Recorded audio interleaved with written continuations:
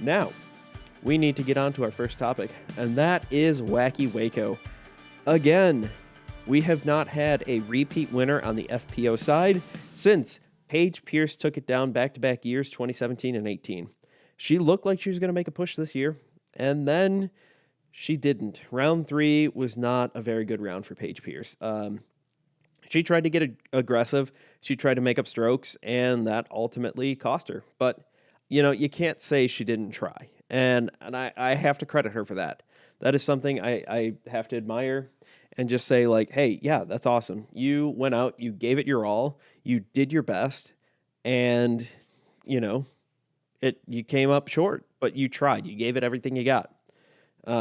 It does remind me of the Homer Simpson quote. Well, you tried your best, and you failed miserably. The lesson is never try. That is so not true, but hey, whatever. The Simpsons were great. I will say that. Kind of declined here recently. Bringing it back on the rails. Evelina Salonen was doing she had some wild stats. She had a 0% putting percentage in round 1 from circle 1X. So anything outside of 10 feet, no dice. But when you look at everything, she was parked or within 5 to 10 feet on every single hole, except for like one. And here's the thing. Waco, super windy, super rainy, terrible conditions, absolutely terrible conditions for round 1 on Friday. It was some of the worst weather conditions I have seen for a long time for a disc golf tournament that I have not participated in. Played in some pretty crappy weather before, but that's neither here nor there. Where we were there was Waco, Texas. And it was pretty impressive. She built up a pretty strong lead, had solid drives, getting the disc close to the basket. She didn't need to putt. Like, she was throwing the disc so well. Her upshots were so well. Her drives were so good. They're right on target. She didn't need to putt according to what UDisc calls a putt, which is anything outside of 10 feet. So she had that going for her. Round 2, a little bit of the same. We had some people playing catch up there. We had a whole bunch of people tied at second and I think 6th place. Those are the two kind of big groupings. They were 1 stroke apart. Evelina had like a 7-stroke lead at one point, and this was hers to lose. She played well in that round. Owen made a push. Macy Valadiaz made a push. Katrina Allen made a push. Valerie Mondahano gave a push. And it was a lot of fun. Round 2 was a lot of fun. Round 3, she still had the lead, and then just kind of the putting got to her. It was really bad. It was so bad. She was missing 20 footers, 15 footers, 10 footers. It was really painful to watch. You could tell she had absolutely no confidence in her putt at all. And apparently Twitch is yelling at me because unstable bit rate, but I can't do anything about that. Sorry, Twitch. I'm sorry. I've gone back to live, so welcome. If you want to catch the show live, Thursdays, 8:30 p.m., best disc golf podcast named after someone named Joe, and at 8:30 p.m. Eastern Standard Time.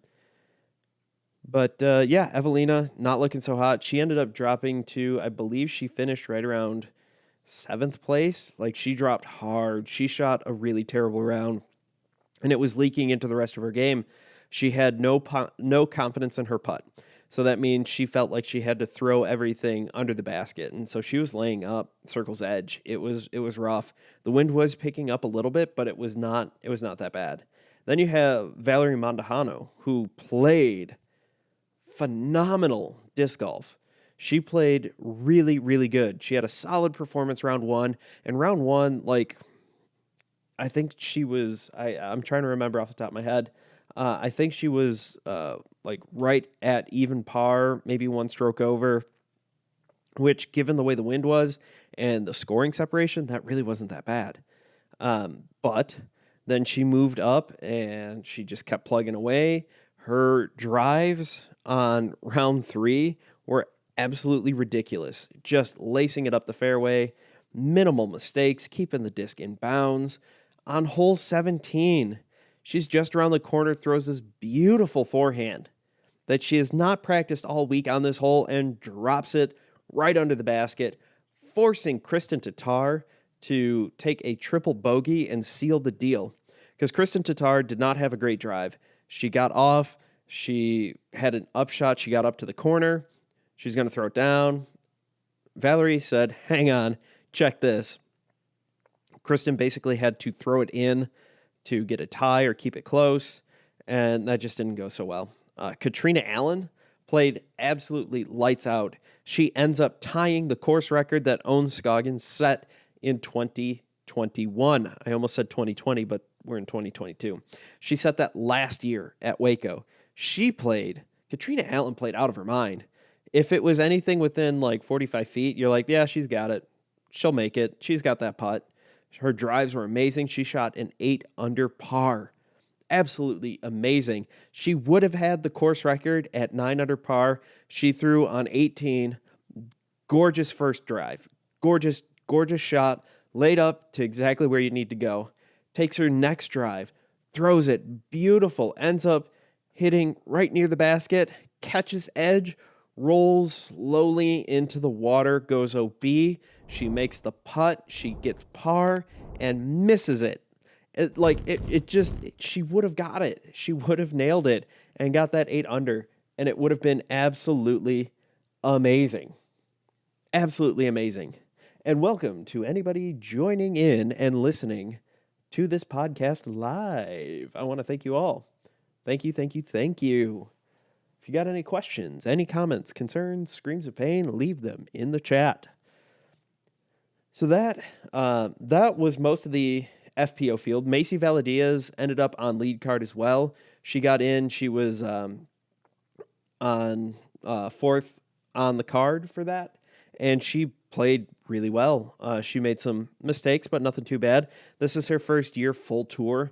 This is her first year post-wedding, so she's not planning a wedding in the middle of the season, and she looked really good. The value proposition for her in a Skip Ace league, pretty high. She is from Tennessee, good woods golfer, good out in the open. She's got a big arm. She did well at DDO. She did well at Waco here. She wasn't at Vegas. I'm looking forward to seeing her. I think she's at Belton, Open at Belton. Basically, every single FPO player is at the Open at Belton except Paige Pierce. Spoiler alert, getting into the Open at Belton. The other thing I got to talk about, Conor Panis. What happened? Should we sound the alarm? Does Dynamic Discs have buyer's remorse at this point? She has not looked good at Waco. She did not look good at Las Vegas Challenge. Her putting she's struggling all over the box. It is a struggle fest for Conor Panis. The one thing that she's got going for her is her huge social media following, which I need to take some lessons from her. Holy crap. She's got a huge social media following. So she's able to, and her brand is built off of, this is me getting better. This is, these are the struggles I'm going through. This is how I get better. So this is, fortunately for her, she can work this into a whole bunch of content. She is looking, hopefully, I can't remember, she's going to the Open at Belton. I need to pull up that webpage here. But she is, like I said, she's not looking all that great. And I'm hoping that she gets better. But it's not looking promising this part. Conor Panis is going to tee off at 2:10 p.m. tomorrow. One of the earliest tee times there. She'll be teeing off with Casey Pennington, Caitlin Belty, and Lydia Lyons. Nope, not Lydia Lyons. There's only 3 per card. So I can read. I can read that Catholic education. But anyway, back to Kona. She's not looked good. We're 2 tournaments in. The hard part is she absolutely dominated at Waco last year and pooped the bed this year is the best way to say it. She pooped the bed. And I'm rooting for her because I don't want to see someone fail like that. That's not something I want to see. I like that's pretty terrible. I like if she's going out and ending up in 15th, but playing well, it's just the rest of the field played better. That's different. This is the rest of the field not playing better than her. It's her just beating herself. And I don't know what you can do to change that off the top of my head. She changes her putting style all the time. She's constantly working on her putt. I don't know if it's feeling the stress of this huge contract that she has and feeling like she needs to perform. Like week 1 with Waco, first time with that bag. She had all this pressure. She has this big contract, tied for the largest publicly known contract that's out there, tied with a trilogy teammate, Kristen Tatar. I mean, Paige Pierce probably makes more than them combined, but that's not a public contract, so I'm not getting into too much of that. But either way, it's crazy. It's crazy. But I don't even know what to say. Like, hopefully now she's had these 2 tournaments that were awful, but now she's going to the Open at Belton with 0 expectations. There's not really camera crew. There's post-production, but she's teeing off on the second card to tee off totally, so not really a big deal there. She is got no pressure there. There's really no media. I don't know what kind of live presence there's going to be, but I don't know. I'm hoping that she can figure it out and go from there. And it's mental. I mean, it really is. It's mental. She's got the skills. Her putting's always been her weak point, but it's not this bad. This is rough. This is Evelina Salonen levels of rough. And I think both women can go out and really do better with putting, whether that's switching to a different putter or doing something else with their putt in general. Just try something different. What's the worst that's going to happen? I mean, you're already not making any putts. Try it. Look at what Jen Allen did. Jen Allen switched for anything inside of 15 feet, maybe 20 feet. She turbo putts. She just turbo putts it in, call it a day. We're bueno. We're Gucci. We're good. It's great. It's phenomenal. But that's it. She just turbos it in. Take the disc and just whip right in. Might try to do a little lesson on turbo putting here. That was one of my go-to styles for quite a while. But back to this whole Conor Panis, Evelina Salonen thing. I'm really hoping they start to pick this up. I really hope they do. I think Kona is definitely a top 10 player. She was last year. This year, who knows? Now, I'm sitting there thinking, like, is Valerie Manjano going, all right, I'm beating Conor Panis.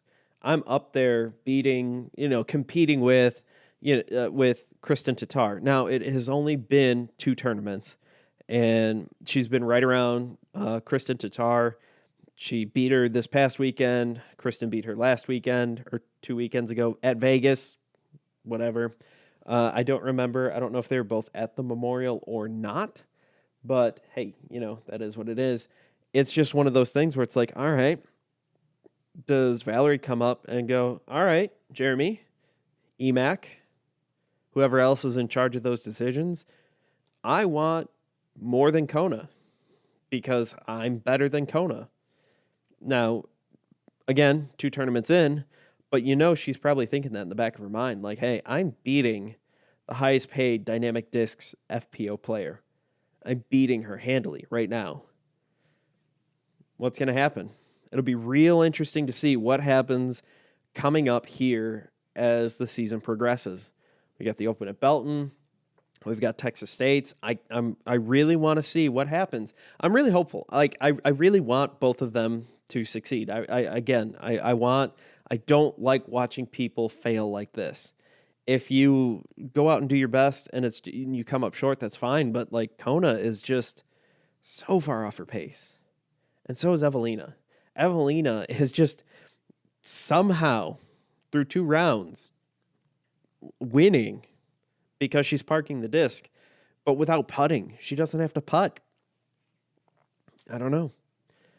I don't know why I just thought of this. Round 3, Kat Merch.